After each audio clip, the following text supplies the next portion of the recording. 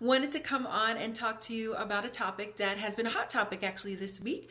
I have seen several posts that deal with kind of, if you're in a situation where you have a job and for mental health reasons, literally you hate the job so much, it's almost impossible for you to kind of stick with it. How do you keep going? How do you move forward?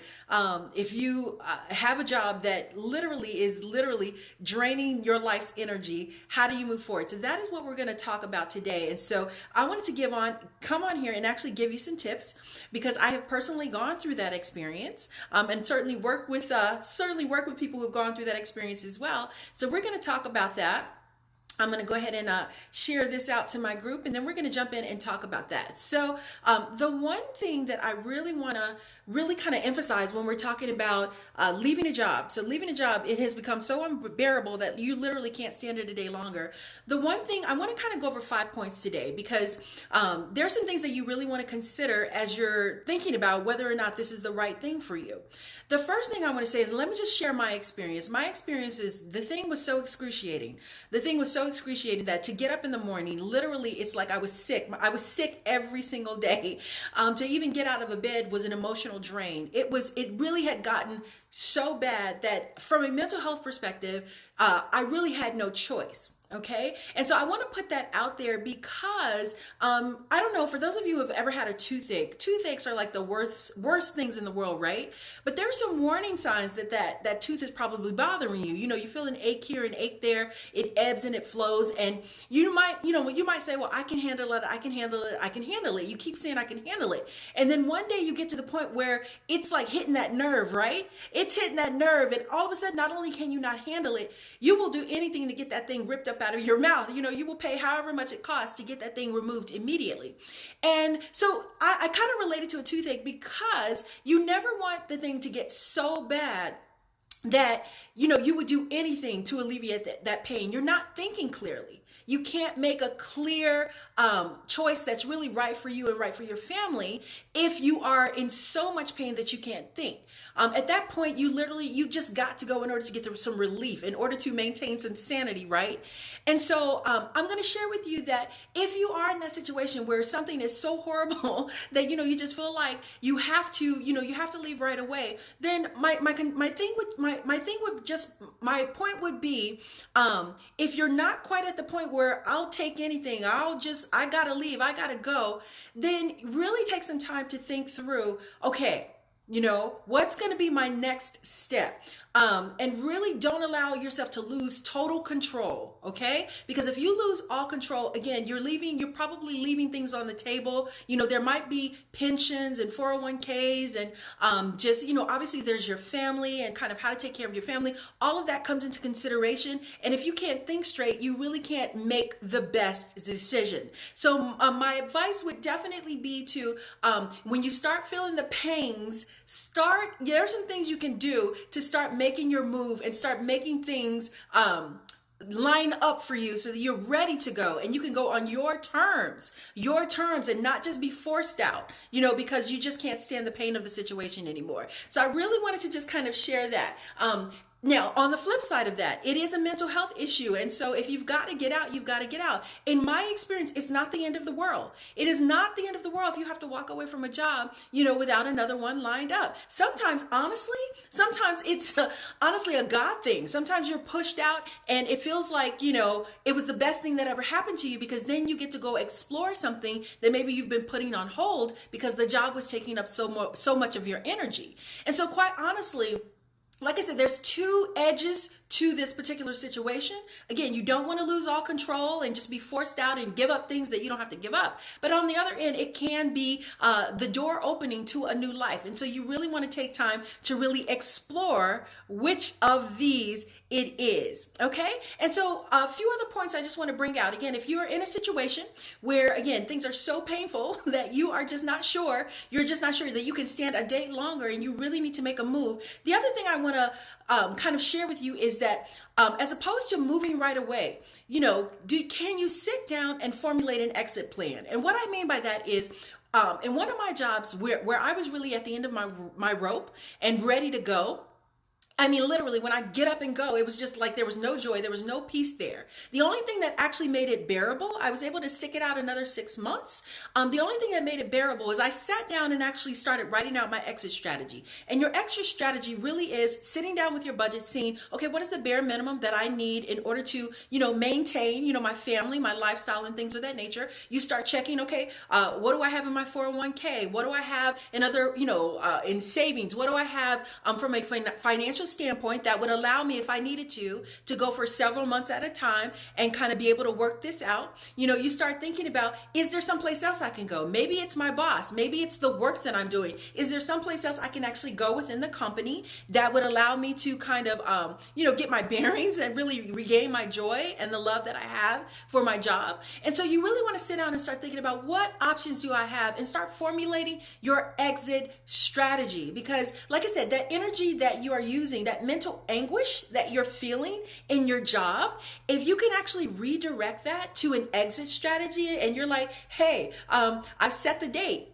It's going to be 6 months from now, or it's going to be 3 months from now. I set the date, and this is what I have to do in order to make sure that I'm in order. That will actually ease some of the pain associated with the day-to-day that you're enduring, what's going on in the day-to-day, because now your mental energy is now focused on this project of exit strategy. So it's like now you feel like, hey, okay, I have a purpose, and I know how I'm going to get out of here. So I don't have to just fly by the seat of my pants. And so focus those directions and those energies into building an exit plan. And your exit plan can include a lot of different things. Third point that I want to bring up is the exit plan should include a side hustle. Okay, so what do I mean by that? A lot of the anguish in, trying to make the decision whether to leave or not, if it were up to you and if you had another source of income, if you had another source of income that's not maybe, your spouse, okay, another source of income, like you had a side hustle, that would make maybe some of the anguish a little less intense. Because if this is your one source of income, then, it's hard to just walk away from that. A lot of times that is the biggest reason people need the benefits, right? They need the income that is being produced there. So if you have a side hustle, if you have another source of income, multiple sources of income, then no one job, nobody can kind of just hold you at gunpoint, because of the money situation. So do you have a side hustle? Okay, just a quick plug here. If you don't have one, that's probably one of the best decisions I ever made in my life. It really is what allowed me to be able to leave my full-time role, is that I had a side hustle for probably 2 years prior to leaving. And so when I left, I had my side hustle in place. It was already producing a nice income for me, and I was able to then focus on actually building my business and actually produce additional income. So if you don't already have a side hustle, listen, I just have to tell you, everybody needs a side hustle.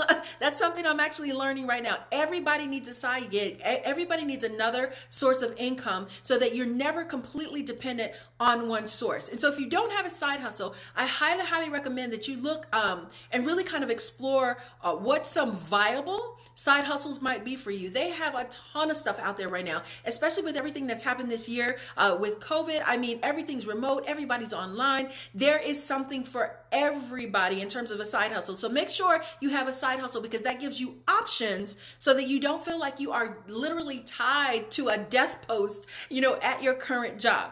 So that is another thing I would recommend. The other thing, if you haven't already done this, again, you've heard this probably a million times, but again, you're going to hear it 1,000,001 times. You have got to get a strong network in place. You have got to do it. And so the traditional way of networking as we know it, where you go out to a networking meeting and you meet people and you exchange business cards, a lot of people, kind of push back against that. I get a lot of resistance from people because that's just not their thing, right? They don't really enjoy kind of getting out there and having to meet new people. And I get it. Like I said, I feel like it's one of those things where you do want to stretch yourself, but again, in the environment that we find ourselves in 2020, it's not, you really don't even have that option to really get out as much and meet people. But having said that, there are virtual events all over the place. And so you should be attending as many, there are no excuses now. When I started this thing, when I started my business 3 years ago, I made a commitment to get out to 2 networking events in person every single week. I was working a full-time job and I had kids to raise, but I made made a commitment to do it and I did it. Okay. But now in this particular environment, now there's just been a huge increase in virtual events. And so there's no excuse. You don't have to leave the comfort of your home in order to get into a virtual meeting. So you need to be making sure that you're getting to as many networking virtual events as possible, because the more people you meet and share what you're looking for, the more people that can help you. Let me just tell you again, without question, it's people that help other people. So if you're looking for a new job, you get out there, you tell people what you're looking for, you start meeting new people, and leads will start to come your way. You will start to build out a pipeline, and people will start to send you leads and let you know about things that they're hearing about, or introduce you to the right people. So you've got to network so that you can have people to tap into. And then the last thing, the other thing that I hear in terms of, I want to leave, I really feel like I need to leave, but where would I go? Where would I go? I am not even clear on what I should be doing. I have a diversity of skills. I have a lot that I'm trying, that I would love to do. I'm not really sure where to direct, my energies at this point.